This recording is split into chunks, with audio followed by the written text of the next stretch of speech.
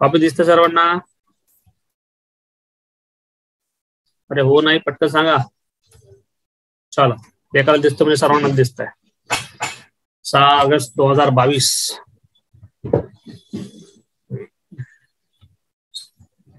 पहिला page advertisement. दुसरं बघूया.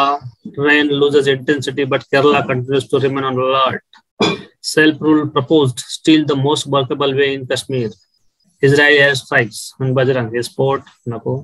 ठीक आहे, हे पण नको. ऍज सच कॉन्फ्लिक्ट आहे हा, तो थोडं बहुत काम करेल. बाकी आता आपल्या न्यूज मध्ये बघूया मेन काय म्हणते. तर RBI raises rates was nimble policy. Rate वाढवले म्हणजे कोणते रेट वाढवले?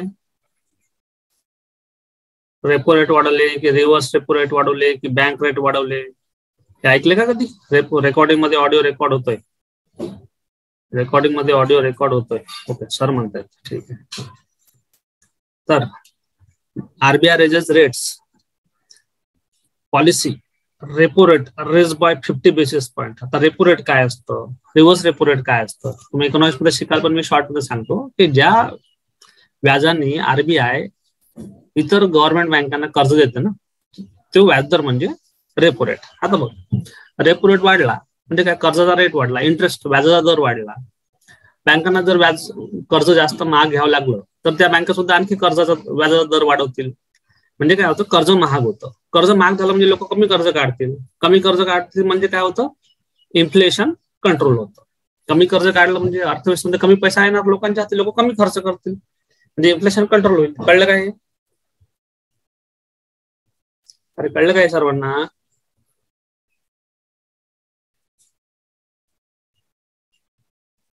आवाज येत नाही काय? हा चलो गुड. नाव चायना सँक्शन्स पेलोसी सस्पेंड्स की टॉक्स विथ यूएस. काही कामाचं नाही आपल्या. डायरेक्ट प्रश्न काही अशा कॉन्फ्लिक्ट वरती येणार नाही. SC6 government reply on Caesar of devices. बघा काय म्हणताय. सुप्रीम कोर्ट आज government reply on Caesar of devices. जे काही डिव्हाइसेस जप्त केलेले आहेत त्याच्याबद्दल सुप्रीम कोर्टाने गव्हर्नमेंट कडून मागितलंय उत्तर.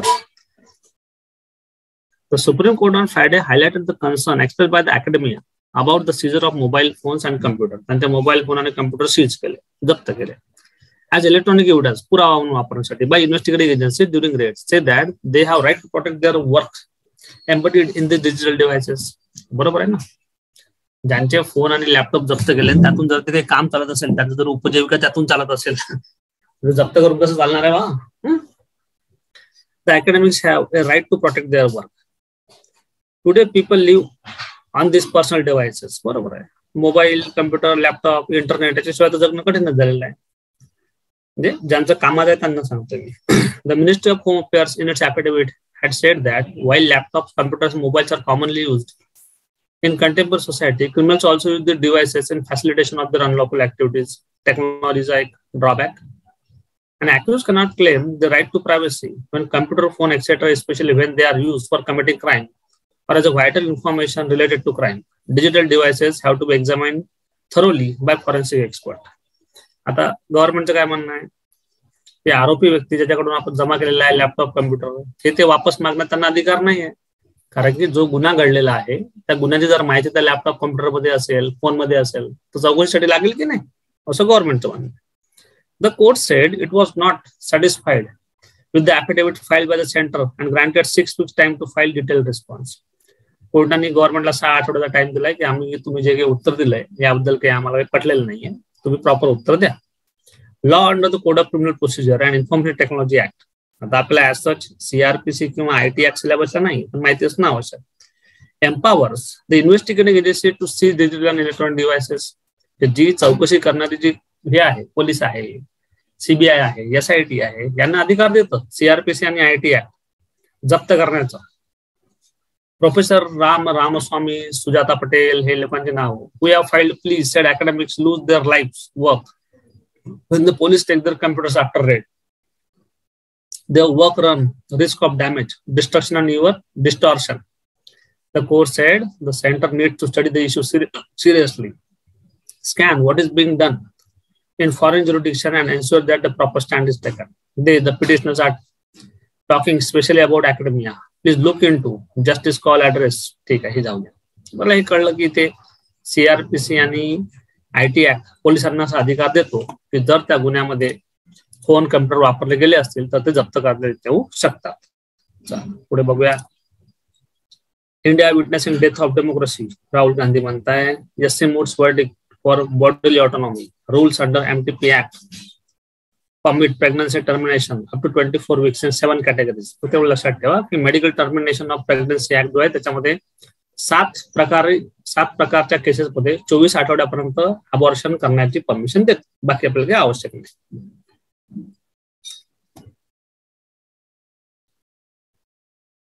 पुढे काय. CM to distribute 25 flags. Foreign missions water supply was affected. 2 arrested for harassing women in metro. Himachal to ban all non-woven plastic carry bags from New Year. आता non-woven plastic bag काय असतं हे आपल्याला थोडं सर्च करावं लागेल. non-woven म्हणजे काय बघूया, तुझं वाचून घ्या. हिमाचल प्रदेशचे राज्य असेल. Concern over the rampant use of environmentally hazardous non woven plastic carry bag across the state. Himachal Pradesh government has decided to impose a complete bag. आता आपल्याला सर्च करावं लागेल नॉन ओव्हन प्लास्टिक बॅग म्हणजे कॅरी बॅग म्हणजे काय असतं. नॉन ओव्हन प्लास्टिक म्हणजे दुसरा प्रकार असेल एक ओव्हन प्लास्टिक आणि पहिला नॉन ओव्हन प्लास्टिक. त्या दोघांमधला फरक माहिती असणं आवश्यक आहे. असं बरेचदा फरक विचारतो UPSC प्रिलिम मध्ये.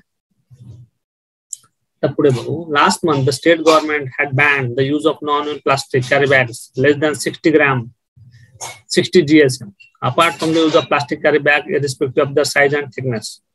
However, after observing that the non-woven plastic carry bags which contain काय येते याच्यामध्ये non biodegradable polypropylene were being used at large scale in the market across the hill state. The government has now decided to completely prohibit the use of non-woven plastic carry bags by putting ban on such bags more than 60 GSM as well. जे 60च्या खाली 60च्या वर तर सर्वच याला non ओव्हनला ban करणार. तर याच्यावरती काही वर्षात एक प्रश्न आला होता. आता हिमाचल पहाडी एरिया किंवा हिमालयन एरिया आपण म्हणू शकतो, तिथून हिमालय सुरू होऊन जातो. 5-6 वर्षात एक मेन्स मध्ये प्रश्न होता की टुरिझमने कसं काय हिमालयन क्षेत्रामधलं पर्यावरण नष्ट केलेलं आहे. प्रश्न कळला. How tourism has affected the Himalayan ecosystem. हिमालयातले जी पर्यावरण परिस्थिती आहे याचा परिणाम, याच्यावरती वाईट परिणाम टुरिझमनी कसा काय झालेला आहे हा प्रश्न विचारला होता. आता पुढचा प्रश्न की हिमालयामध्ये जाण्यापासून आपण कोणाला रोखू शकत नाही. हिमालयन स्टेट आहे तिथं माणसं जाणारच, असणारच, राहणारच, रिसर्च चालणार, अभ्यास चालणार, टुरिझम चालणार, ऍडव्हेंचर चालणार. पण मग या सगळ्या गोष्टीमध्ये हिमालयाची काळजी कशी घेता येईल, काय काय काळजी तिथं घेतलं जाईल की जेणेकरून तिथं कचरा होणार नाही, पर्यावरणाचं नुकसान होणार नाही. मग प्लास्टिक, नुसतं प्लास्टिकच नाही, बाकी सर्वच गोष्टीचा विचार करून प्रश्नामध्ये कंटेंट आपल्याला असतील. तर ठीक आहे, बाकी आपल्या कामाचं नाही. एक हिंट मिळते फक्त हिमाचलचं आहे. पुढे काय म्हणताय. Kerala continues to be on alert. Let it be. High Court question need for ration card to avail aid. Vishabharati holds event to review book on PM. A single book not sufficient to capture Modi's personality. CBI books 33% for J&K SR recruitment scam. तिथे scam झाला. पुढे जाऊ. आपलं कामाला काय म्हणते आता. Lesson for India from Taiwan stand of. Bharat या तैवान पासून काय शिकू शकतो. इंडिया चायना कॉन्फ्लिक्ट काय नवीन नाही आहे, मागच्या वर्षीपासून कंटिन्यू होता. मागच्या वर्षीची मेन्स होईपर्यंत 10-12 टॉक चायनाच्या झाल्या होत्या. ओके, गलवानचा इश्यू झाला पण काही प्रश्न मेन्स मध्ये आला नाही.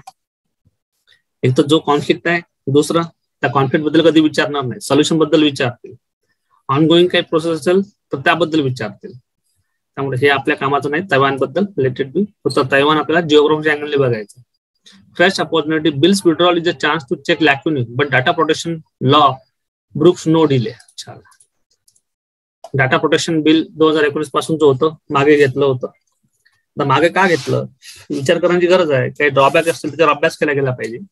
पण डाटा प्रोटेक्शन बिलची आवश्यकता मात्र आपल्याला नक्की आहे असं याच्यातून सांगितलंय. तर बघूया काय म्हणते.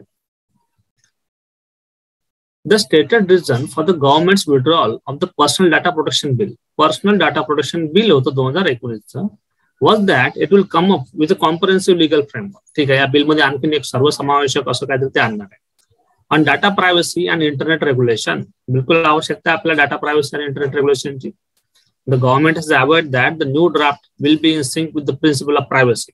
नवीन जो बिलचा ड्राफ्ट असेल तो प्रायव्हसीचं सुद्धा लक्ष ठेवेल. In line with the Supreme Court guideline based on landmark judgement on privacy justice case Puttaswamy versus Union of India. हे जजमेंट खूप महत्वाचं आहे सुप्रीम कोर्टाच्या इतिहासात, म्हणजे राईट टू प्रायव्हसीच्या इतिहासात जर विचार केला तर कुठेतरी कधी फुरसत मिळाली किंवा हे जर बिल डिस्कस केलं गेलं किंवा हा जजमेंट जर इथे डिस्कस केलं तर चांगली गोष्ट आहे, नाही तर वाचून ठेवायचं. कारण की सुप्रीम युपीएससीने एकदा मेन्स मध्ये ना पावलोचं जजमेंट विचारलं होतं, डायरेक्ट जजमेंट विचारलं होतं, कारण की ते कॉन्ट्रोवर्सी तेवढी होती खतरनाक. तर जस्टिस पुट्टुसामी सुद्धा राईट टू प्रायव्हसी म्हटलं लँडमार्क जजमेंट आहे. and would consider a joint committee of parliament recommendation on the framework to regulate the digital ecosystem. आवश्यक आहे डिजिटल इकोसिस्टम. बघा वर्ड किती भारी बनवलं. The 2019 bill had been rightly criticized by stakeholders including Justice B. N. Krishna. He chaired the committee of experts that had authored the draft bill in 2018 for overemphasizing the national security angle. म्हणजे या bill मध्ये national सिक्युरिटीला खूप जास्त महत्व दिलं होतं. Okay, आणि personal data प्रायव्हसीला अजिबात लक्ष दिलं नव्हतं असं म्हणणं आहे. म्हणजे personal right to privacy violate झाला तरी चालेल असं असेल. ठीक आहे. 2019 bill diverges from Srikrishna committee draft. म्हणजे कमिटी कोणती होती? श्रीकृष्ण कमिटी. फिल्मसाठी लक्षात ठेवा 2018 मध्येच त्यांनी बनवलं होतं, 19 ते बिल मधून आलं. In the selection of chairperson and members of the data protection authority that shall protect the interests of the data principles and in the leeway given to the union government to exempt agencies from application of the act. म्हणजे या bill मध्ये काय होतं की central गव्हर्नमेंटच्या ज्या बऱ्याचशा agencies होत्या त्यांना हा ऍक्ट लागू होत नव्हता. त्या बिल मध्ये त्यांना सूट दिलेली होती. The 2018 draft bill allowed for judicial oversight in the selection process of DPA. म्हणजे जे आहे ना DPA 2018 bill allowed for judicial oversight in the selection process of the DPA, while the 2019 bill limited the composition of executive. 18 bill मध्ये काहीतरी वेगळं होतं, 19 bill मध्ये मात्र हे जे DPA होतं यांची सिलेक्शन प्रोसिजर म्हणा, यांची संख्या म्हणा, याच्याबद्दल लिमिटेशन टाकण्यात आले. The 2018 bill allowed the exemptions to be granted to state institutions from acquiring informed consent from data principals or to process data in case of matters relating to security of the state. 18 bill मध्ये security of the state म्हणजे देश संरक्षण किंवा राज्य संरक्षण, देश संरक्षण म्हणूया, या कारणावरती बरेचसे अधिकार दिले होते. It also called for law to provide parliamentary oversight and judicial approval of non-consensual access to personal data.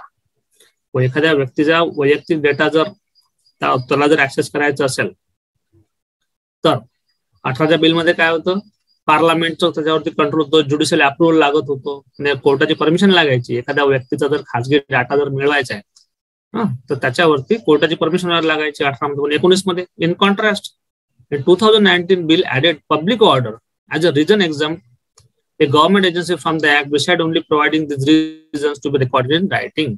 19च्या act मध्ये काय केलं, 19च्या बिल मध्ये काय केलं की बाबा पार्लमेंटची परमिशनची गरज नाही, कोर्टाच्या परमिशनची गरज नाही, कोणत्याही व्यक्तीचा वैयक्तिक डाटा सुद्धा ऍक्सेस करण्यात येऊ शकत होता.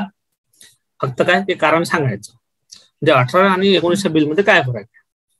By choosing to withdraw the bill, it is unclear whether the government would address the demand for a realignment of the legislation with the 2018 draft bill that come about after extensive consultation with civil society. Civil सोसायटीशी चर्चा करून 2018 draft bill आलेलं होतं. और whether this would be more in line with the JPC report, Joint Parliamentary Committee. आता हे जे bill withdraw केलेलं आहे 19चं, हे काय विड्रॉ केलं हे क्लिअर नाही. काय हे असं आहे का की 18च्या बिलची 18चा जो ड्राफ्ट होता त्याच्याशी मॅच करून आणायचंय, जे खूप जास्त सिव्हिल सोसायटीची चर्चा करून आणलं होतं, किंवा जेपीसीची जे रिपोर्ट आहे त्याला मॅच होईल असं आणायचं. Which has also been criticised by the civil society. 19चं बिल सिव्हिल सोसायटी सुद्धा क्रिटिसाइज केलंय for retaining provision that allow government access to private data of citizens without sufficient safeguards. 19च्या बिल मध्ये गव्हर्नमेंट हे private डाटाला सुद्धा access करू शकत होतं. Dissent notes of the JPC report by Congress MP Jairam Ramesh, for example, went on to criticize the leeway granted to the government on exemption and how the ground of public order and not security of the state was liable for misuse. आता बघा मग जयराम रमेशने criticise केलं का हे जे bill होतं 19चं हे खूप जास्त गव्हर्नमेंटच्या फेवर मध्ये होतं. गव्हर्नमेंटला खूप जास्त अपवाद दिलेले होते की कोणती इन्फॉर्मेशन द्यायची नाही द्यायची, कोणत्या इन्फॉर्मेशन कोणता ऍक्सेस करायचा नाही करायचा, आणि पब्लिक ऑर्डरच्या नावाखाली गव्हर्नमेंट काय करू शकत होते आणि त्याचा मिसयूज होईल असं म्हणणं आहे. It is not clear if the bill's withdrawal is linked to opposition to mandatory data localization from multinational internet companies. आणि हा जो डाटा आहे, ह्या डाटाचं कलेक्शन स्टोरेज आपल्या कंपनी करतील, इंडियन कंपनी की मल्टीनॅशनल कंपनीज करतील, ज्या बाहेर देशाच्या असतील, आपल्या डाटा त्यांच्याकडे जाईल ना, ऑलरेडी आहे म्हणून. Meanwhile, the lack of proper data protection law in the country is an anomaly when compared with the major countries. आपल्या इथं डाटा प्रोटेक्शन नावाची काही गोष्ट नाही. उदाहरण बघा, म्हणजे आपला फोन आपल्यावरती खूप लक्ष ठेवतो, आपल्या आवडी निवडी, खाणं पिणं, तुम्ही एखादी गोष्ट इंटरनेटवर सर्च करा, तेच तुम्हाला ते नंतर पुढे तेच त्याच प्रकारचे व्हिडिओ दाखवते, पण त्याच प्रकारची माहिती पुढे आणते. आपण कुठं कुठं काय काय ट्रॅव्हल केलं हे ते दाखवते. शायद आपल्या फोनचे लॅपटॉपचे कॅमेरे सुद्धा चालू न करता सुद्धा चालू राहून रेकॉर्ड करतात असंही म्हणणं आहे. त्यानंतर आपला सगळा पर्सनल डेटा, आपला फोन नंबर, आपली डेट ऑफ बर्थ, आपलं पर्सनल जे काही आपण फोनमध्ये करू ते सगळं त्या कंपनीपर्यंत पोहोचत आहे. म्हणजे आपला डाटा सेफ आहे का? आहे का आपला डाटा सेफ? जर आपला हे फोन सांगतोय की या महिन्यात तुम्ही इतके दिवस इथे जर आले, इथे फिरले, एवढे किलोमीटर चालले, म्हणजे आपला पूर्ण डाटा कुठे सेफ नाही. पण अदर कंट्रीज मध्ये मात्र याच्या बाबतीत सेफ्टी खूप आहे. If the government is indeed committed to a comprehensive legal framework on data privacy and protection, it must divert to the baseline provided in the Justice Committee recommendation and enacted law within a reasonable time. पण आपल्याला हे मात्र नक्की आहे की आपल्याला data protection bill पण ह्या ऍक्टची आपल्याला खूप गरज आहे. म्हणून लवकरात लवकर श्रीकृष्ण कमिटीच्या रेकमेंडेशन कडे जावं आणि विदिन अ टाइम हा एक ऍक्ट आपल्या इथे आवश्यक आहे. तर डाटा प्रोटेक्शनची आवश्यकता काय? म्हणजे बघा, आपलं जर डीएनए सोडलं तर ऑलमोस्ट सर्व डाटा आपला आहे प्रायव्हेट कंपन्यांकडे. म्हणजे आपलं जे काही आपण जीमेल वापरतो, युट्यूब वापरतो, कुठलंही व्हॉट्सअप वापरतो, सगळं जायचं त्यांच्याकडे. कुठं राहतो, एखादं फूड ऑर्डर केलं आपण कुठल्या हॉटेलमधून, आपल्या आवडी कोणत्या आहे, आपण कोणती भाजी ऑर्डर करतो, काय नाही करत, आपण तिकीट बुक केले पिक्चरचे, आपण हॉलिवूड मूवीचे पिक्चर तिकीट बुक करतो बरेच वेळा, समजून गेलं की याला हॉलिवूड मूवी आवडतात. म्हणजे आपल्या आवडी निवडी, आपण जे फोटो अपलोड करतो ते फोटो सुद्धा तिकडे स्टोअर होतात. आपल्याला दिसतं आपण इथून डिलीट केलं पण त्यांच्याकडे असणार त्याचा रेकॉर्ड. आपण जे काही फोटो अपलोड करतो कुठेही, आपल्या लोकेशन, आपले नातेसंबंध, ज्याचे फोन नंबर आपल्या फोनमध्ये सेव्ह आहे, ते आपण जे बोलतो तेही, म्हणजे काहीही सेफ नाही आहे, सगळंच गेलं. मग पर्सनल राईट टू प्रायव्हसी उरला कुठं? तर कुठेतरी आपल्या देशाची आवश्यकता आहे. बाकी डेव्हलप्ड कंट्रीमध्ये तुम्ही ऐकलं असेल की ऍपलचे फोन खूप जास्त सेफ असतात. म्हणजे एखाद्या आतंकवाद्याकडे जरी ऍपलचा फोन सापडला तरी ऍपल कंपनी तो फोन जर लॉक असेल, पोलीस काय कोणी येऊ द्या, ऍपल कंपनी तो फोन कधी अनलॉक करून देणार नाही. त्यांची प्रायव्हसी पॉलिसी तशी आहे. आपल्या तसं आहे का? नाही. म्हणून मग कुठेतरी national interest, law and order या ग्राउंडवरती या 2019चं जे बिल होतं त्याचे प्रोव्हिजन हे खूप सारे गव्हर्नमेंटच्या फेवरमध्ये होते आणि वैयक्तिक डाटा हा जास्त प्रोटेक्टेड नव्हता, म्हणून तो वापस घेतलाय. तर बघूया काय कुठल्या स्वरूपात नवीन बिल येतंय. पण या बिलची आवश्यकता मात्र, या ऍक्टची आवश्यकता मात्र सर्वांनाच खूप जास्त आहे. तो कळलं का हे कॉलम? 18 आणि 19 मधला फरक कळला का? एवढ्याने होणार नाही. हे बघा, 2018 आणि 19 या दोन बिलचं डिस्टिंक्शन सुद्धा विचारलं जाऊ शकतं. काय फरक आहे, काय फरक होता 18 आणि 19 मध्ये, हे सुद्धा विचारलं जाऊ शकतं. काही गोष्टी आपल्याला सापडल्यात, आणखी पुढे आल्या तर आणखी सापडतील. ओके, चलो पुढे जाऊया. काय म्हणतो बाबा, addressing the challenge in new age digital commerce. Digital commerce सर्वांना माहिती ना. आपलं डिजिटल कॉमर्स कुठपर्यंत बरेच असतं, फ्लिपकार्ट, अमेझॉन, मिंत्रा, नवीन आलं तर मिशो, एवढं आपलं डिजिटल कॉमर्स असतं. गुगल पे, फोन पे, पेटीएम, एवढं आपलं डिजिटल कॉमर्स. आपलं काय 1000, 2000, जास्तीत 10-20 हजाराचं आपलं डिजिटल कॉमर्स. म्हणजे मोठ्या मोठ्या कंपनीज आहेत ज्यांचे सर्व व्यवहार हे मिलियन बिलियन मध्ये होतात. त्यानंतर हे जे सगळे सॉफ्टवेअर याचा जो व्यापार होतो, याच्यासाठी चॅलेंजेस आहेत की नाही आपल्या सोसायटी समोर? खूप सारे. सोसायटी नाही, आज इकॉनॉमी समोरच चॅलेंजेस आहेत, पूर्ण नेशन समोरच चॅलेंजेस आहेत. मग काय चॅलेंजेस आहेत, त्याला सोल्युशन काय हे बघूया. ऑनलाइन डिस्प्यूट रेझोल्युशन और ODR can help mitigate litigation risk and provide insights into consumer problems. ग्राहकांचे काय प्रॉब्लेम आहेत, ग्राहकांचे जे काही समस्या असतील त्या सोडवण्यासाठी, एक सेकंड नाही होत, बरं ठीक आहे पुढे जाऊया. चला आपण सुरू करूया. आपण भावेश शाह आणि सिद्धार्थ कपूर बघूया. India's consumer behaviour has experience a radical transformation at the most fundamental level. आपल्या जे ग्राहकांचं जे बिहेवियर आहे हे खूप जास्त ड्रास्टिकली बदललंय म्हणते फंडामेंटल लेवलवरती. विचार करा ना, आजपासून 20 वर्षाआधी आपल्या गरजा काय होत्या ना आज आपल्या गरजा काय. त्यांना दिवसाला 300 रुपये रोजानं कामाला जात असेल. आजपासून 20 वर्षाआधी 50 रुपये रोजानं कामाला जायचं, त्याची गरज जायची अन्न वस्त्र निवारा. आज 300 रुपये रोजानं कामाला जात असेल, त्याची पहिली गरज असते मोबाईल, तो 10,000च्या पुढचा. त्याची दुसरी गरज असते गाडी, तो शेतात कामाला जाईल तर गाडीने जाते. मजुरीला जात असेल तरीही फंडामेंटल लेवल कन्झम्पशन बदललं की नाही आपलं. ते फक्त एक उदाहरण मी तुम्हाला सांगितलं. आधी बघा, आजही हे मी काय सांगतो काढते का.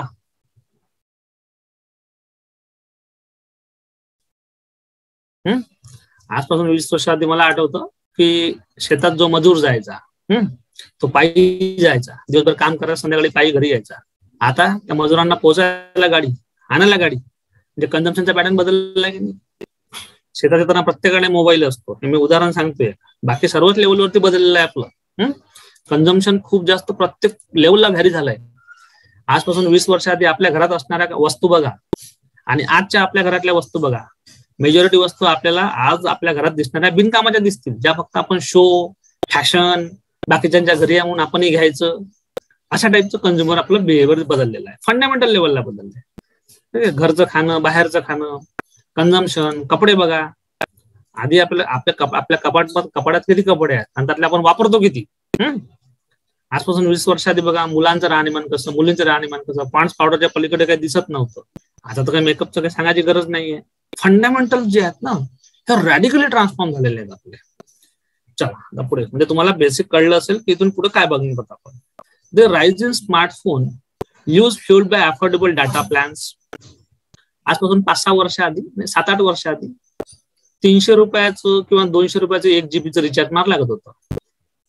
300 किंवा 300 रुपये तर होतेच. 1 GB रिचार्ज मारायला जायचं. आता 5 रुपयात 1 GB डाटा येतो ऍव्हरेज काढलं तर. आणि अफोर्डेबल डाटा प्लॅन्स म्हणजे आपली इंटरनेटची कनेक्टिव्हिटी खूप जास्त वाढलेली आहे.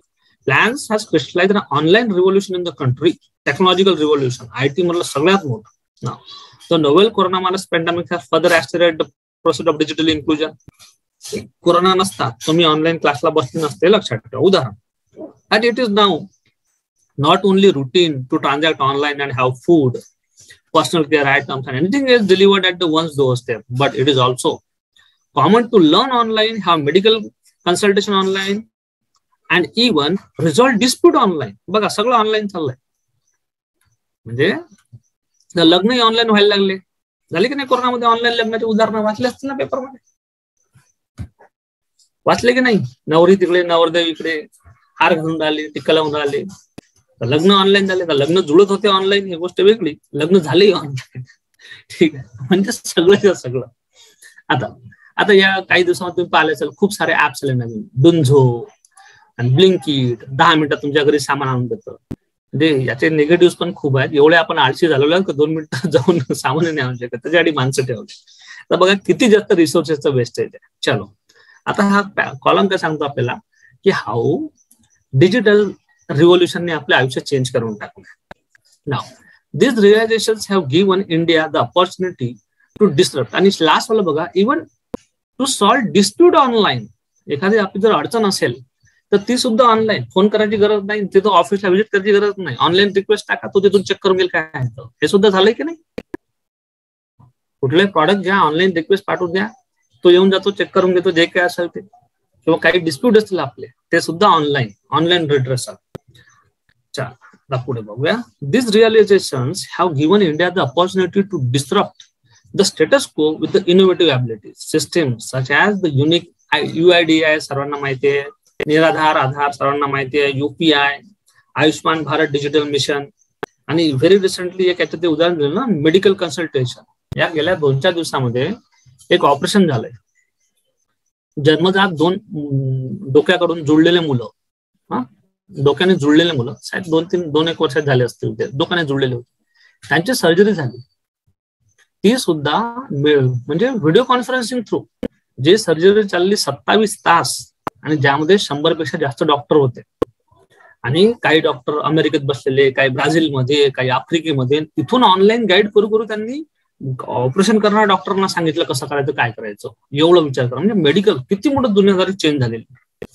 Now despite the rapid advancement of digital platform, advancement झालेली आहे. ऑन द हँड म्हणजे एका साईडला आपल्याला दिसतो विकास झालाय, दुसऱ्या साईडला भकास आहे का बघूया. Advancement of digital platform on the one hand, the pervasiveness of the internet enabled phone on the other, small enterprises such as local kirana stores have not gained from this. छोटे किराणांना याचा काही फायदा झाला नाही म्हणते. Online purchase from near and now inventory from the local store remain in digital vacuum. आपल्या गल्लीतल्या किराणा दुकान इथं गुगल पे शिवाय, फोन पे शिवाय दुसरं कुठलाही टेक्नॉलॉजीचा फायदा झालेला नाही. तिथं बिलही बनत नाही, ऑनलाईन बिल सुद्धा हाताने लिहून देतो किंवा बिल मिळत पण नाही. This is because to sell on numerous platforms, seller must maintain a separate infrastructure, which only adds cost and limits participation. The distinct terms and conditions of each platform further limit the seller's flexibility. Consequently, small and medium-sized business have lost their freedom to choose and participate in countries' e-commerce system at their will and on their terms. आता याचं बघा, मोठ्या उद्योगांना 100% फायदा झाला ई-कॉमर्सचा, म्हणजे गल्लीतले किराणा दुकानदार आहे यांना मात्र फायदा झालेला नाही. का नाही झालेला? कारण की प्रत्येक डिजिटल प्लॅटफॉर्मची रिक्वायरमेंट वेगवेगळी असते. आता गल्लीतलं दुकान चालवतोय आपला एक साधारण मनुष्य, ज्याला टेक्नॉलॉजी नॉलेज नाही आहे, ठीक आहे, जो आपलं दुकान चालवतोय, थोडं बहुत त्याला हिसाब किताब येतं, माल आणतो, होलसेल मधून रिटेल मधून विकतो. पण त्याला जर ऑनलाईन जायचं असेल, डिजिटाईज व्हायचं असेल, त्याला बरेचसे क्रायटेरिया पूर्ण करावे लागतात. ओके, आधी असं होतं, क्रेडिट कार्ड वापरलं, डेबिट कार्ड वापरलं तर 1% लागायचं, त्यालाही लागायचं, आपल्याला लागायचं, अशा टाईपच्या समस्या. No wider choices and access. Given this objective, the Department of Promotion of Industry and Internet Trade, DPI, IT, the Government of India established the Open Network for Digital Commerce. कोणी एस्टॅब्लिश केलंय? Open network for digital commerce, DPI, IT. हे prelim साठी लक्षात ठेवा, तर note down करून घ्या. To level the playing field by developing open e-commerce and enabling access to small business and dealers. छोट्या बिझनेस साठी the ONDC network makes it possible for products and services from all participating e-commerce platforms to be displayed in search result across the all network apps. For instance, the consumer, आता ह्या app बद्दलची माहिती दिली आपण नाही वाचली तरी चालते, ते कसं काम करते हे दिलंय, ते आवश्यक नाही. इथून पुढे करू आपण continue. The ONDC began its pilot in 5 cities in April 22, New Delhi, Bangalore, Coimbatore, Bhopal, and Shillong. Currently, the pilot has expanded to 18 cities, and there are immediate plans to add more cities. With India's e-commerce industry set to reach $200 billion by 2027, बघा 2027 पर्यंत $200 billion होणार आहे. एवढी मोठी economic transaction आहे, मग त्याच्यासोबत challenges तर असतीलच. त्या चॅलेंजेसला डील करावंच लागेल. This shift from a platform-centric paradigm to democratization of nation's online market will catalyze inclusion of millions small business owners and kirana businesses. आता हे जे होतं डिजिटायझेशन, हा जो प्लॅन सांगितला ONDC, हा काय करणार आहे? छोट्या उद्योगांना सुद्धा ऑनलाईन कॉमर्सशी जोडणार आहे. द बेटर आउटकम, फायदा काय होईल? Disputes will be the obvious byproduct of this e-commerce revolution. जिथे क्रांती आहे कुठल्याच रूपाची, तर डिस्प्यूट सुद्धा असतीलच. ओके, डिस्प्यूट म्हणजे भांडणच नाही, अडचणी एकमेकांच्या. मग जेवढ्या ऍडव्हान्स आपण या सेक्टरमध्ये होतोय तेवढं डिस्प्यूट सोल्युशन याच्यावर सुद्धा व्हायला पाहिजे. मग त्याच्यासाठी काय करतोय? Therefore it is imperative to support this initiative with modern day. कसं पाहिजे आपल्याला? Modern day, cost effective, timely and high speed dispute resolution system. Dispute resolution म्हणजे अडचणी सॉल्व्ह करणं. सिस्टम कशी असायला पाहिजे? The framework must adequately and efficiently cater to facets such as participants residing or operating in different geographic region. Participant आहेत ते कुठे राहणारे असू द्या. Okay, and the mass prevalence of low value online transaction. Online dispute resolution or ODR, as it is popularly called, has the propensity to work alongside the incumbent setup and deliver quick, comfortable and enforceable outcomes. आता जर dispute solution जर online व्हायला लागलं तर काय फायदे होतील त्याचे बघायचे दिलंय. एक, ODR is popularly called has the propensity to work alongside the incumbent startup. जे नवीन छोटे स्टार्टअप आहे त्यांना फायद्याचं होईल. सर्व्हिस कशी होईल? क्विक असेल, अफोर्डेबल असेल आणि एन्फोर्सेबल आउटकम्स, की ज्याला तुम्ही एन्फोर्स म्हणजे एक्झिक्यूट करू शका. ODR is not restricted to the use of legal mechanism. ODR म्हणजे फक्त मेडिएशन, काउन्सिलेशन, आर्बिट्रेशनच होते असं नाही. In an online environment, but can be tailor-made for the specific use case keeping the participant in mind, की ODR म्हटलं की फक्त मेडिएशन करायचं, कन्सलेशन करायचं, आर्बिट्रेशन करायचं हेच होत नाही. तर ओडीआर मध्ये केस स्पेसिफिक ज्या प्रकारची डिस्प्यूट आहे, ज्या प्रकारची अडचण आहे, त्या प्रकारे त्याला सॉल्व्ह झालं पाहिजे ऑनलाईन वर, असं इव्हॉल्व्ह करणं. While the ODR commonly involve the case management, integration of communication technologies such as email, SMS, WhatsApp, interactive voice response, audio-video conferencing, overtime, and with appropriate data sets in the place, it can also involve advanced automation, the use of technology such as artificial intelligence and machine learning to enable resolutions at the same time as it would take to initiate transaction over the network. जशा प्रकारे transaction होत जातील network मध्ये, तशाच प्रकारे जे काही dispute होतील, जे काही अडचणी येतील, त्या सुद्धा त्या स्पीडने, त्याच पॅरलली सॉल्व्ह होत जातील. From making dispute resolution simple to handling complex multi party dispute. आता डिस्प्यूट रेझोल्युशन कसं असलं पाहिजे, एकदम सिम्पल पासून तर कॉम्प्लेक्स पर्यंत. From 24/7 accessibility from the remotest region, ज्याला आपण रिमोटेस्ट एकदम एखाद्या जंगलातल्या दुर्मिळ भागापासून पण तिथे ऍक्सेस करू शकलो पाहिजे. रिजनल लँग्वेज मध्ये असलं पाहिजे. फ्रॉम प्रादेशिक भाषा, from enabling a safe and secure online infrastructure to ensuring minimal touch point. आता बघा, तुम्हाला मी उदाहरण सांगतो. आजपासून 10 वर्ष आधी, आजपासून 15 वर्ष आधी आपल्या मोबाईलच्या कस्टमर केअरला फोन लावायची जी पद्धती होती, तुम्ही लहान असताना 1-2 मिनिटात फोन लागून जायचा कस्टमर केअरला. मग लोक फालतू टाइमपास करायचे, तर कस्टमर केअरला फोन लावायला त्यांनी चार्ज लावला, 50 पैसे का 1 रुपया 3 मिनिटासाठी. आता आपण कस्टमर केअरला फोनच करत नाही. गरज पडते का कस्टमर केअरला फोन करायची? नुसतं मेसेज थ्रू किंवा एका लॉग इन थ्रू आपलं काम होतं की नाही?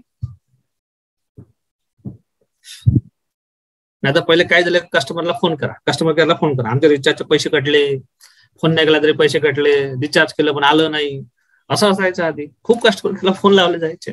आता त्याची गरजच पडत नाही. तर कस्टमर केअरचा नंबर आपल्याकडे सेव्ह नसतो, आपल्याला माहिती पण नसतो. नुसतं एक मेसेज केला तरी ते रिप्लाय करतात, त्यांचा स्वतःहून फोन येईल, ईमेल थ्रूच होईल. हे ऑब्झर्व केलं का तुम्ही? किंवा तुम्हाला एक गोष्ट लक्षात आली का जे मी सांगितले ते?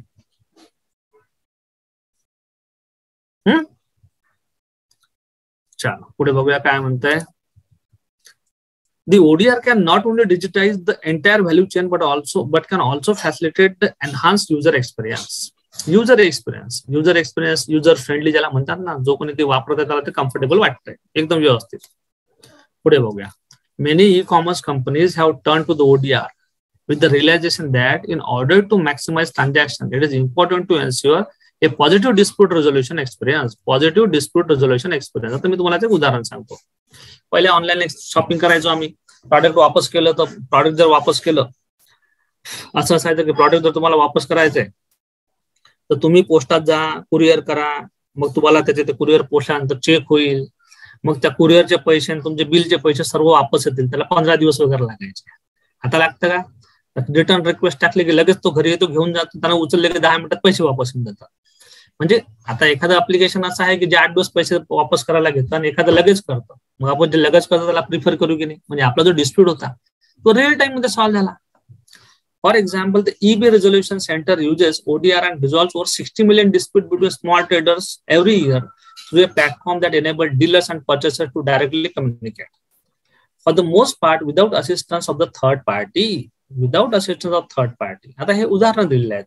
eBay ही पण शॉपिंग साईट आहे, अलिबाबा हे पण नाव ऐकलं असेल.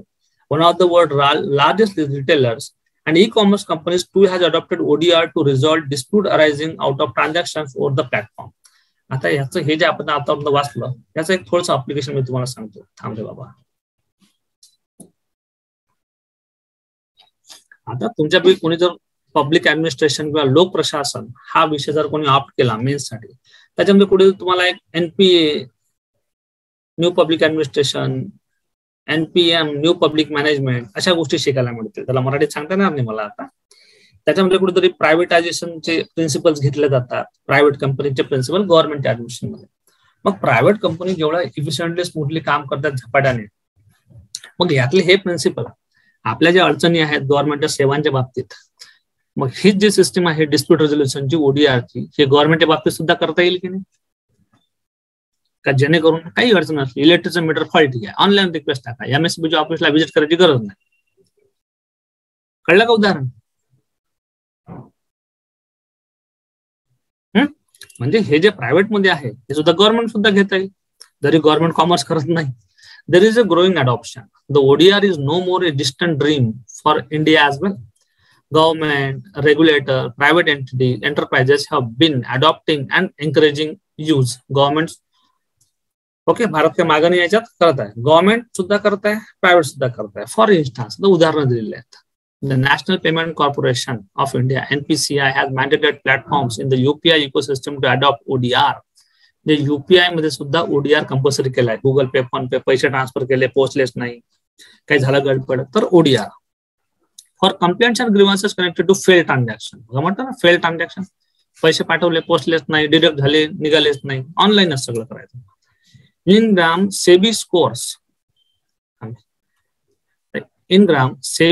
SEBI scores or the Securities and Exchange Board of India SEBI complaint redress system हे उदाहरण आहेत. RBI चं CMS, SEBI चं स्कोर्स मॅथ द प्लेअर साठी किंवा प्रिलिम साठी. ओके, महारेराचं हे महारेरा हे नाव ऐकलं असेल. MSME Samadhan for micro small and medium enterprises तिथले. ITI online right to information साठी या सर्वांनी सुद्धा ODR सिस्टीम अडॉप्ट केलेली आहे. म्हणजे आता बघा 2-4 वर्षात एक प्रश्न होता की आपले जे ऍडमिनिस्ट्रेशन आहे, जे प्रशासन आहे, हे विदाउट IT, एक सेकंड जरा,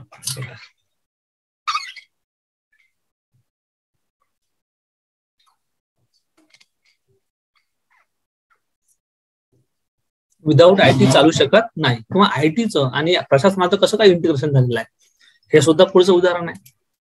की सेवा पुरवणं यासाठी ITचा यूज करणं इज व्हेरी कॅज्युअल, आवश्यक आहे. पण सेवा पुरवण्यापुरतच मर्यादित ठेवणं हे थोडीच आवश्यक आहे. सेवांमध्ये पुरवण्यामध्ये जे काही चालू आहे ITचा यूज, त्यातून काही अडचणी निर्माण झाल्या तर अडचणी सुद्धा ऑनलाईन सॉल्व्ह झाल्या पाहिजे. जर सेवा ऑनलाईन पुरवल्या जात आहेत तर अडचणी सुद्धा ऑनलाईन सॉल्व्ह झाल्या पाहिजे की नाही. ते उदाहरण बघा, गुगल पे वरून ट्रान्झॅक्शन करतोय किंवा आपण एखाद्या बँकेचा ऍप वापरतोय, ऑथराइज्ड ऍप, त्या ऍप मधून ट्रान्झॅक्शन करतोय, काय गडबड झाली तर बँकेत जायची गरज पडली पाहिजे का, भाऊ चुकलं, पहा बरं कसं झालंय, तर ट्रान्झॅक्शन फेल झालंय. मग जर बँकेच्या ऍप थ्रू ट्रान्झॅक्शन करतोय तर जर फेल झालं मग त्याची अडचण सुद्धा ऑनलाईन सॉल्व्ह व्हायला पाहिजे, बँकेत जायची गरज नाही. नाही तर बाबा आम्ही ट्रान्झॅक्शन करायला बँकेत नसतो आलो का, हे यायला नको म्हणून आम्ही ऍप वापरतो, पण त्या ऍप मध्ये गडबड झाली तर सॉल्व्ह सुद्धा ऑनलाईनच व्हायला पाहिजे. चलो, the ODR will help mitigate the litigation risk and provide valuable insight into problem faced by consumers. तर ODR चे फायदे काय, लिटिगेशन डिस्प्यूट वाढणार नाही लोकांचे, आणि प्रत्येक कंझ्युमर जो काही प्रॉब्लेम फेस करतोय त्याचं आपल्याला एक स्वरूप कळेल. The court and the consumer forum can do away with the matters which do not warrant their intervention, easing the judicial logjam. तर ज्या गोष्टीमध्ये सर्व्हिस प्रोव्हायडर आणि बेनिफिशरी हे आपापला ऑनलाईन सॉल्व्ह करून घेऊ शकतात, त्याच्यासाठी मग आपल्याला कोर्टात जायची गरज पडणार नाही, ट्रिब्युनलकडे जायची गरज पडणार नाही, तर पेंडन्सी पण वाढणार नाही केसेसची. Consumers are provided with another choice for effective redress of their grievances, thereby building trust, confidence, and brand loyalty. मग असं जर झालं तर त्या कस्टमरचं आणि त्याचे प्रॉडक्ट सर्व्हिस प्रोव्हायडर आहे यांच्यामध्ये एक विश्वासाचं रिलेशन बनेल, कॉन्फिडन्स आणि ब्रँडची लॉयल्टी बनेल. आता ब्रँड लॉयल्टीवरून एक प्रश्न मी तुम्हाला सांगतो. तुम्ही हे CSR, कॉर्पोरेट सोशल रिस्पॉन्सिबिलिटी हा शब्द कधी ऐकला असेल. इथिक्स मध्ये प्रश्न होता की CSR थ्रू कंपनी फक्त म्हणजे काय प्रॉफिटच हे करते असं नाही, काय तर मला शब्द आठवतो पण लास्ट पार्ट आठवतो, पण त्यामधून कंपनीचा ब्रँड सुद्धा स्ट्रॉंग होतो. हा इथिक्स मधला प्रश्न आहे.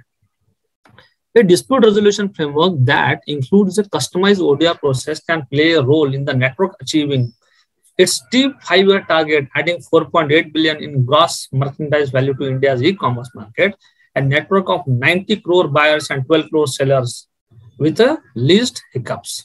जे 90 करोड लोक आपले तो विकत घेणार आहे आणि 12 करोड लोक विकणारी आहे. यांच्यामध्ये जे काही डिस्प्यूट होईल ट्रान्झॅक्शनच्या बाबतीत ते जर ऑनलाईन सॉल्व्ह झाले तर अतिशय इझिली काम होईल. नुसतं प्रायव्हेट साठीच नाही तर गव्हर्नमेंट साठी सुद्धा.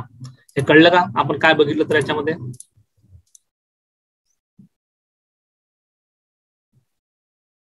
कळलं काय हे. चल देखलं काय, स्टिकिंग टू कमिटमेंट हे आपण काल पाहिलंय, पॅरिस अग्रीमेंट बद्दल आहे, आवश्यक आहे पण त्याच्या बघून पाहिलेलं आहे आपण, कालच पाहिलं ते नेट 0 बाय 2070 वगैरे वगैरे. A frame of the most foul. Nearly 3 years after Komoloda, a young farm laborer was sentenced to death. Case आहे particular rape and murder. Privilege of MP does not extend to criminal cases says Venkaiah. आमदार खासदारांना असणारे विषयाधिकार हे criminal cases मध्ये नसतात, हे फक्त civil cases मध्ये असतात. हे सिव्हिल केसमध्ये त्यांना अरेस्ट करता येत नाही. सेशन चालू असताना, सेशनच्या 40 दिवस आधी, सेशन झाल्यावर 40 दिवस नंतर कोर्टात बोलवता येत नाही. अरेस्ट करताना परमिशन घ्यायला असतं दुनियाभराची. क्रिमिनल मध्ये असं काही नसतं, हे तिथे सांगितलंय. हे तुम्हाला बेसिक जो पॉलिटी तुम्ही वाचाल त्याच्यामध्ये सुद्धा दिसेल. तर आपण थोडंसं इथं बघूया, कारण की इथं कॉन्स्टिट्यूशनचा थोडा रेफरन्स दिलेला आहे व्यंकय्या नायडूंनी. राज्यसभा चेअरमॅन आहेत. Rajya Sabha chairman Venkaiah Naidu on Friday said that members have wrong notion that they have privilege from action by the investigating agencies while session is going on. Investigating agency पासून सुटका नसते. क्रिमिनल केसेस मध्ये काहीही बेनिफिट नसतो. The Congress has been protesting against the alleged misuse of ED, okay, CBI, Income Tax Department by the government to frame political rivals. Congress म्हणते की बाबा BJP या सगळ्यांचा वापर करताय, ईडीचा, सीबीआयचा, इन्कम टॅक्स ऑथॉरिटीचा, पण ते क्राईम आहे ना, सिव्हिल थोडी. The Congress members had on Thursday forced adjournment in the upper house when leader of the opposition Mallikarjun Kharge said he had received the summons from ED to appear before the agency even while the house was in session. House session सुरू असताना सुद्धा मला summons कसा काय आला असं मल्लिकार्जुन खरगेने म्हटलं. पण सेशन सुरू असताना आमदार खासदाराविरुद्ध सिव्हिल ऍक्ट, सिव्हिल जे मॅटर असतं त्याच्यामध्ये काही करता येत नाही. क्रिमिनल मॅटर मध्ये कधी काही पण नॉर्मली करता येतं. Priyanka Chaturvedi of the Shiv Sena to raise the issue of the arrest of Sanjay Raut by ED saying that the chairman should have been apprised of the situation on Friday to protest by the Congress members on the issue led to adjournment by nearly 30 minutes. बघा, अर्धा तासाची adjournment झाली. As the House assembled, Mr. Naidu said, going by what has happened in the past few days, I want to clarify one thing, that there is a wrong notion among the members that they have privilege from action by agencies while in session. या agencies कडून अधिवेशन चालू असताना criminal केसमध्ये कुठलीही सुटका नसते, त्याच्यासाठी कधी पण अरेस्ट करता येतं. He said he had examined all the precedents and under Article 105 of the Constitution, 105 वाचून ठेवायचं प्रिलिम साठी जर न्यूज मध्ये आहेत, okay, of the Constitution, MP enjoyed certain privileges so that they can perform their parliamentary duties without any hindrances. One of the privileges is that member of parliament cannot be arrested in civil case 40 days before the commencement of the session or committee meeting and 40 days thereafter. Session चालू असताना अटक नाही करता येत. सेशनच्या 40 दिवस आधी, session झाल्यानंतर 40 दिवस नंतर करता येत नाही सिव्हिल केसमध्ये.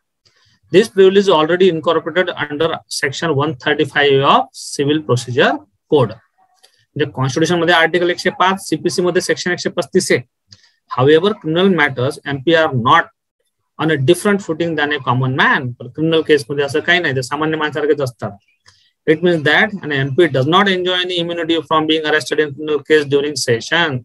क्रिमिनल केस मध्ये ड्युरिंग सेशन काय कधी पण अटक करता येते. He recounted a ruling given in 1966 by Dr. Zakir Hussain said that members of the parliament do enjoy certain privileges so that they can perform their duties. One such privilege is freedom from arrest. Sir, only नाही, आमदार खासदार दोन्हीसाठी पण असतो असं. पण MP साठी 135 पण दिलेला आहे, खासदारांसाठी 135 पण दिलेला आहे, आमदारांसाठी दुसऱ्या आर्टिकल मध्ये. मग काय म्हणते, privilege arrest from parliament in session. This privilege of freedom from arrest is limited only to civil cases and has not been allowed to interfere in the administration of criminal proceeding. Criminal case मध्ये बिलकुल सामान्य माणसासारखे सगळे procedure होईल. Mr. Naidu asked the member to recall an observation made earlier by him, in which he said no member should avoid appearing before any investigating agency when she or he is called upon to do so by citing reason of house duty. As lawmaker, म्हणजे मी तिकडं माझं अधिवेशन चालू आहे म्हणून मी येऊ शकत नाही असं कारण देता येणार नाही. As law maker it is our bound and duty to respect the law and legal procedure. चांगलं लिहिलंय. नाही आम्ही आमदार आहोत, खासदार आहोत, आम्ही कायद्याच्या वरती आहोत असा अप्रोच असतो आमदार खासदारांचा. पण here nobody is above the law. It applies to all in all cases because you can only inform that the house is in session seeking further date, but you cannot avoid the enforcement agencies or their summons or notices. त्यांच्या summons नोटीसला तुम्ही दुर्लक्ष करू शकत नाही. सांगू शकता 8 दिवस session आहे, 8 दिवसानंतर येतो असं म्हणू शकता, पण तुम्ही आम्हाला समन्स पाठवू शकत नाही, अरेस्ट करू शकत नाही असं म्हणू शकत नाही. सो कळलं काय पॉलिटिच्या अँगलनी, बेसिक पण आणि अप्लाइड पण.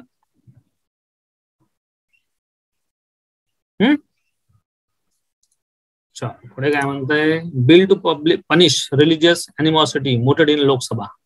धार्मिक काय म्हणू ते द्वेष वाढवणं याच्यासाठी नवीन बिल येत आहे. मग त्यासाठी पनिशमेंट पण असणार आहे, आवश्यक आहे.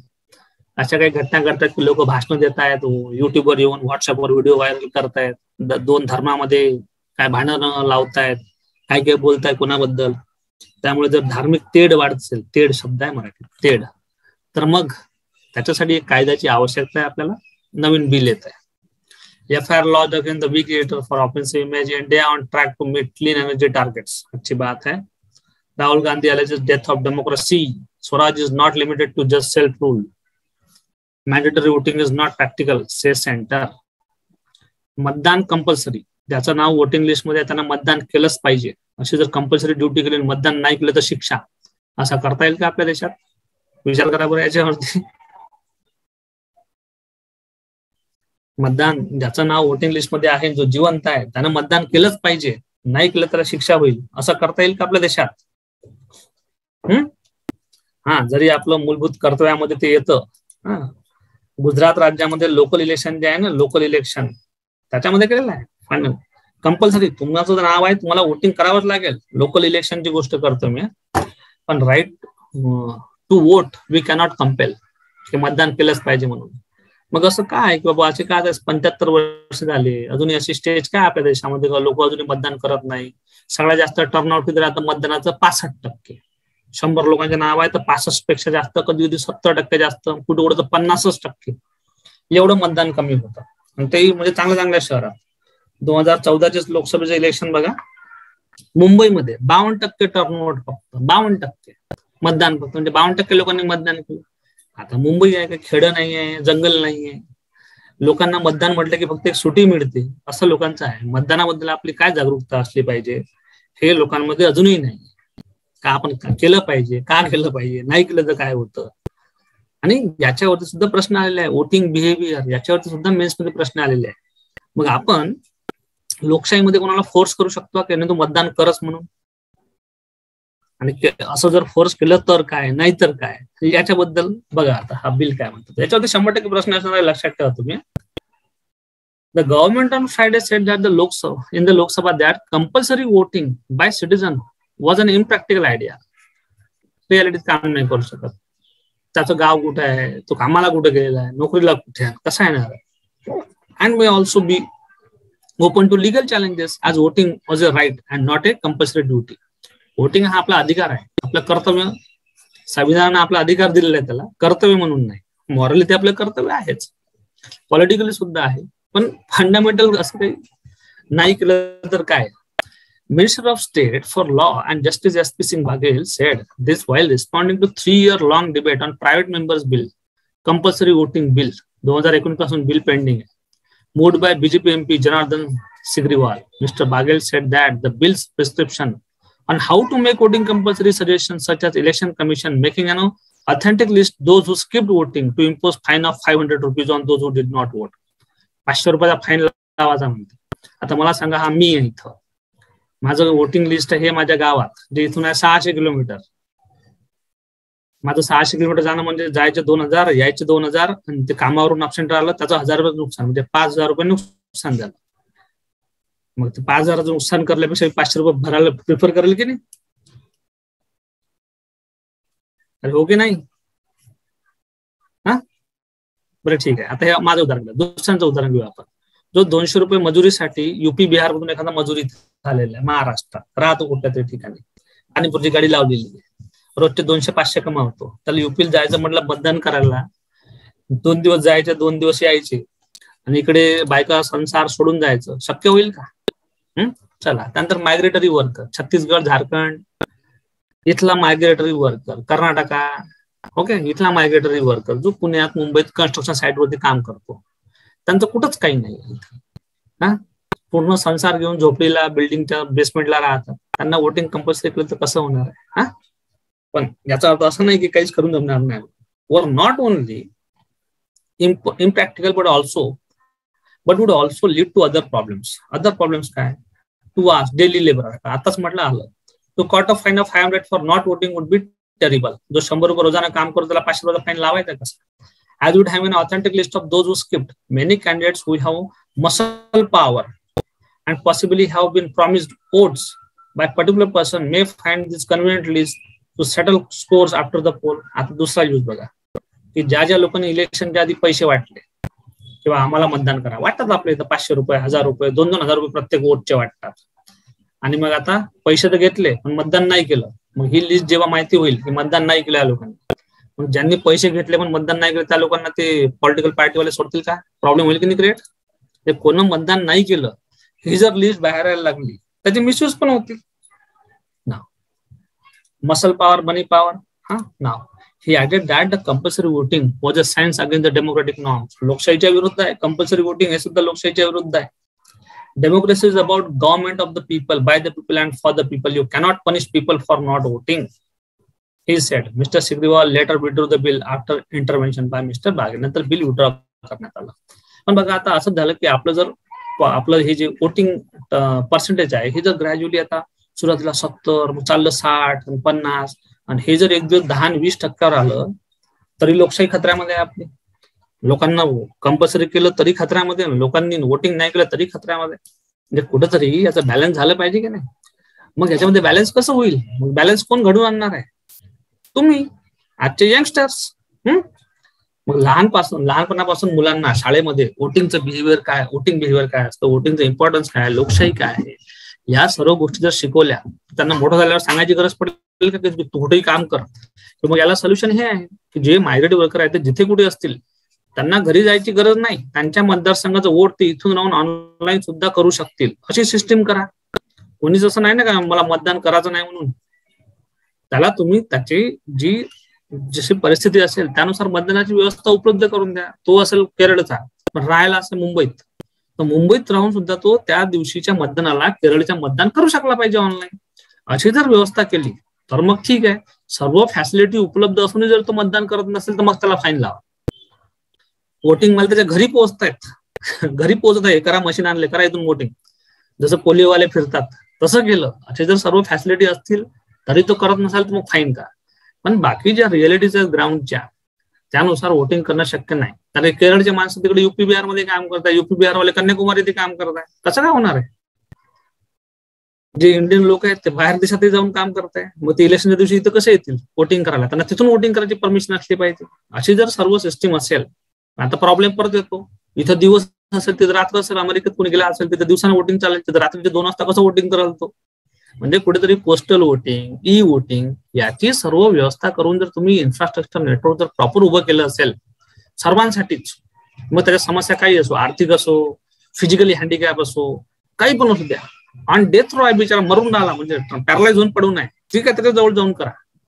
एवढी जर व्यवस्था करत असाल तर मग फाईन लावण्याचा अधिकार गव्हर्नमेंटला आहे. मग 500 नाही 5000 लावा. मग जर त्याने फाईन नाही केलं तरी फॅसिलिटी बंद करून टाका.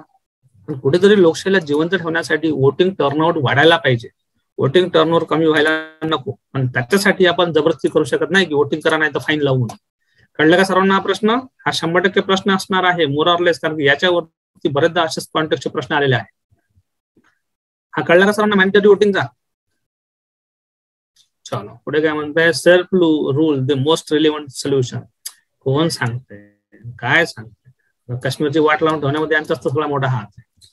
Valley is partial shutdown related with India China hold dialogue on air space violation. काही होणार नाही याच्यामधून. Fewer law and order troubles after 5th letter. चलो आगे बघूया काय म्हणताय. Hooch claims 11 lives in Bihar. ठीक, विषारी दारू पिऊन 11 लोक मेले. याच्या आधी पण अशी घटना झाली की नाही? आला पण त्या दिवशी गुजरातमध्ये झाले म्हणून. याच्या आधी खूप झालेल्या अशा घटना. मुंबईत पण 90 पेक्षा जास्त लोक, व्हेरी रिसेंट घटना आहे गेल्या 2-4 वर्षामधलीच. लॉकडाऊन मध्ये लोक काय पिऊन, ते सॅनिटायझर पिऊन मेले, विषारी दारू पिऊन मेले. तर विषारी दारू हा खूप मोठा चॅलेंजिंग मुद्दा आहे. हा कुठेतरी तुम्हाला केस स्टडी मध्ये येऊ शकतो हे लक्षात ठेवणं. No trees felled for car shed in Aarey Colony, Supreme Court told, only weeds and bushes were cleared, MMRCL. चलो अच्छी बात है, झाड़ नहीं तोड़ले तर. SCR centre to follow up on its lynching ruling, prepare infra for developing monkeypox vaccine. Mother throws for अरे बाप, आईने 4 वर्षाच्या मुलाला बाल्कनीतून फेकून दिलं, सीसीटीव्ही मध्ये क्लिअरली विजिबल आहे. Centre launches portal to register for ration card. चला, हे एक ई गव्हर्नन्स मध्ये गोष्ट लक्षात ठेवा. ई गव्हर्नन्स म्हणजे रेशन कार्डच्या रजिस्ट्रेशनसाठी दुकानावर फिरायची गरज नाही, तहसील ऑफिस मध्ये जायची गरज नाही, ऑनलाईन करता येईल. Delay in disbursing national fellowship, technical glitches. US won't let China isolate Taiwan. Pelosi, US तायवानला एकटं सोडणार नाही म्हणते, पेलोसीचं म्हणणं आहे. चायनाने सुरू केलं ना कालपासून. याचा रिझल्ट काही वर्ल्ड वॉर वगैरे होणार नाही, पण जसं रशिया युक्रेन सुरू आहे तसं काहीतरी होऊ शकतं, रिजनल डिस्टर्बन्सेस येऊ शकतात परत. पुढे काय, Israel strikes on Gaza kill at least 10. याच्यावरती कधीही प्रश्न आपल्याला येत नाही. Israel Gaza religious plus political plus geographic plus economic conflict आहे, काही संबंध नाही आपला त्याच्याशी. Russia ready for prisoner swap talks, Kashmir issue should be resolved peacefully.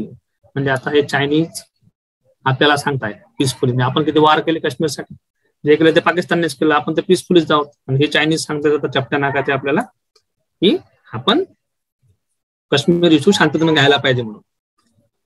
त्यांना काय अधिकार आहे आपल्या याच्यात इंटरफेअर करायचा, ते आम्ही आमचं बघून घेऊ. 370 बद्दल बोलतायत यांनी, बघा यांनी सगळ्या जगभर आक्रमण करून ठेवलं चायनीजनी आणि आपल्याला भाषण देत आहे. त्यामुळे अशा प्रकारच्या गोष्टी वाचायच्या नाही. हिंदी स्टेटमेंट केलं, पेपरवाल्यांनी छापलं, सोडून द्यायचं. 14 killed in Thai club fire हटाव. Putin host Erdogan for talk on trade. Ukraine Pak to continue with import curbs. पाकिस्तानची अर्थव्यवस्था खूप खराब झालेली आहे. 250 रुपयावर पेट्रोल गेलाय पाकिस्तानमध्ये, नाही सॉरी 250 रुपयाच्या खाली डॉलर, तिथलं त्यांचा रुपया गेलेला आहे. आणि या डिसेंबर 2023 पर्यंत पाकिस्तानची कंडिशन सुद्धा श्रीलंकेसारखी होणार आहे असं अर्थशास्त्री म्हणतात. बघूया, आता पाकिस्तान जवळ अजिबात पैसा नाहीये, त्यामुळे आयात बंद करून टाकले, खूप सारे रेस्ट्रिक्शन लावले आयातवरती. बिलकुल जे अति आवश्यक आहे तेच फक्त घ्यायचं, बाकी सगळं बंद, पैसेच नाही द्यायला. बुडणार आहेच. Bank cannot always rely on RBI to fund credit offtake. Rate hike may hit home sales. मी तुम्हाला सांगितलं, जसा रेट वाढला म्हणजे काय, जे कर्ज आहे त्या कर्जाचा व्याज दर वाढला. कर्जाचा व्याज दर जर वाढला तर कर्ज महाग झालं तर आपण घर विकत घेऊ का? जिथं 6% होता तिथं 7.5% गेला. म्हणजे जिथं महिन्याची EMI 30,000 होती ती आता महिन्याची EMI डायरेक्ट 35,000 होत आहे. 20 वर्ष भरायचे तर 25,000 भरावे लागत आहे. मग घर विकत घेतलेला कमी होईल की नाही संख्या? कळलं की नाही कसं इम्पॅक्ट होत होतं? म्हणजे अर्थव्यवस्थेने तेवढा पैसा कमी येईल. Costlier loan, rising input cost may also affect sale. कर्ज महाग झालंय, घर बांधण्याचा जो कच्चा माल लागतो त्याच्या पण किमती वाढल्या, लोखंड, सिमेंट, वीट, मजुरी सगळंच वाढलेलं आहे. ठीक आहे, ती प्रायव्हेट प्लस स्टेट दोन्ही अशी इकॉनॉमी असं म्हणूया आपण. Mahindra and Mahindra. RBI move shows intent to bring down inflation, says Khara. Inflation control करायचं म्हणून तो वाढवली की नाही रेट. तरी शशिकांत दास काय म्हणते एकदा बघूया आपण. RBI Governor Shashikant Das on Friday said banks could not perennially rely on central bank's money to support credit of tech and needed to mobilize more deposit to accrete growth rate. म्हणजे कसं असतं, या ज्या आपल्या nationalise bank आहेत त्यांना जेव्हा पैशाची गरज असते तेव्हा RBI कडून कर्ज घेतात. आणि RBI ने काय म्हटलं, 100% आमच्या भरोश्यावर राहू नका, स्वतःही पैसा जनरेट करा मार्केटमध्ये, लोकांकडून डिपॉझिट वाढवा, असे मोबिलाइज मोर डिपॉझिट, लोकांकडून डिपॉझिट घ्यायला तुम्ही असे काहीतरी इनोव्हेशन करा की लोकांनी तुमच्याकडे पैसे जमा केले पाहिजे, मग त्याचं कर्ज बनवून वाटप करा जे बँक करतात. He said bank had already begun to pass on the increase in repo rates to depositor and the trend was expected to continue. When there is a credit offtake, banks can sustain and support the credit offtake only they have higher deposit. तुमच्याकडे deposit खूप जास्त असेल तरच तुम्ही कर्ज घेऊ शकता RBI कडून. Mr. Das told reporters during the post policy meeting they cannot be relying on the central bank money on perennial basis to support credit of tech. RBI कडून कर्ज घ्यायचं 5% आणि बाहेर 10% वाटायचं, तर तुम्ही 100% आमच्यावर हमेशा 5%वर भरोसा करू शकत नाही. तुम्ही लोकांकडून डिपॉझिट घ्या, त्यांना 6% व्याज द्या, डिपॉझिटवर इकडे 10% वाटा, असं करा. मी उदाहरण सांगतो आकडे घेऊ ना.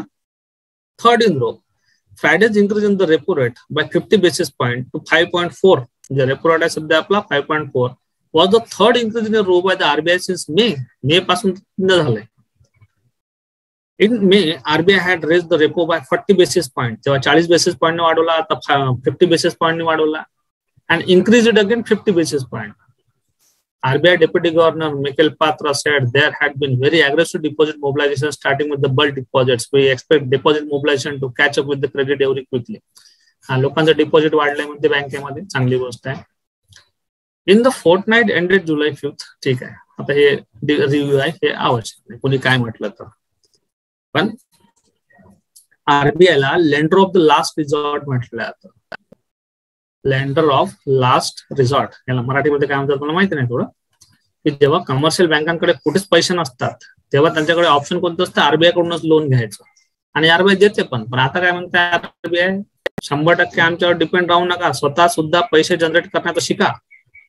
आता सर्व बँक जर तुम्ही पाहिलं तर ते प्रत्येक जे आपण बँकेत पैसे जमा करतो, जे डिपॉझिट करतो, एफडी करतो, याच्यावरती वेगवेगळे रेट ऑफ इंटरेस्ट देते की नाही. मग डिपॉझिट तुमच्याकडे आले पाहिजे, लोकांनी तुमच्या बँकेत पैसे जमा केले पाहिजे, यासाठी काहीतरी नवीन नवीन इनोव्हेशन करा, तुमचे प्रॉडक्ट वाढवा, तेव्हा कुठे तुम्ही पैसा जमा करू शकाल आणि मग तो कर्ज वाटू शकाल.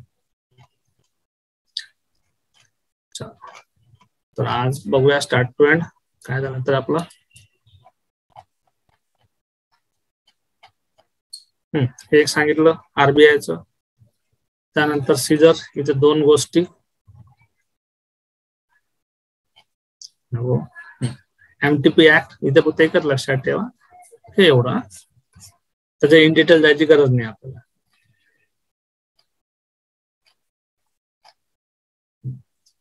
ही एक केस स्टडी राहू शकते. आणि ऑलरेडी मेन्स मध्ये क्वेश्चन आलेला आहे टुरिझम. आणि टुरिझम मध्ये सगळ्यात पुढे जातून फिरायला नुसतं प्लास्टिकच्या थैल्यांतच कचरा दिसतो. जोपर्यंत बिहेवियरल चेंज येत नाही तोपर्यंत हे कमी होणार नाही. विश्व भारती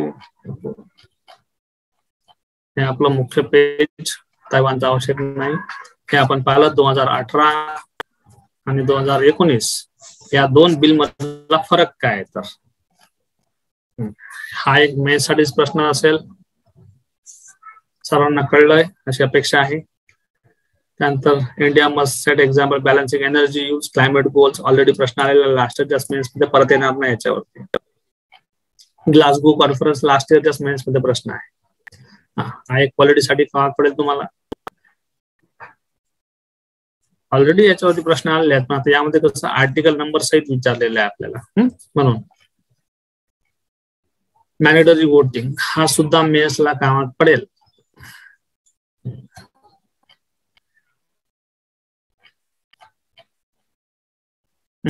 इलिगल पॉइझनस दारू, हे ई गव्हर्नन्स मध्ये जस्ट एन एक्झाम्पल.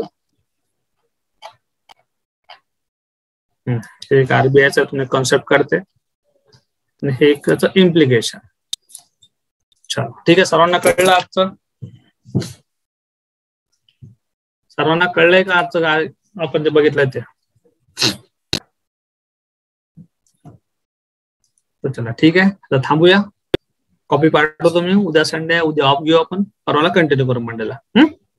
ओके, चलो बाय, थँक्यू.